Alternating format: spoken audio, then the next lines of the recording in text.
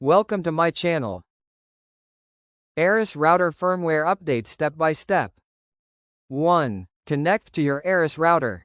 Make sure your phone, PC is connected to the Arris Wi-Fi or LAN cable. 2. Open the router login page. Go to http://192.168.0.1 or http://192.168.100.1 in your browser.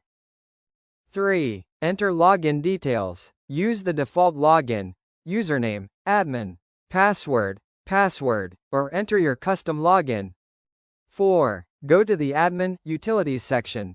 Find the menu option called Administration, Advanced, or Utilities depending on your model.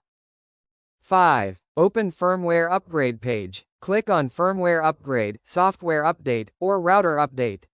6. Check for Online Update. If your model supports automatic updates, press Check for Update. 7. Download Update, if manual. If your router needs a manual update, it will show a link to download the latest firmware file from the Arris support website. 8. Upload the firmware file. Click Choose File, Browse, select the downloaded firmware file, and click Upload. 9. Wait for the router to install. The router will reboot automatically.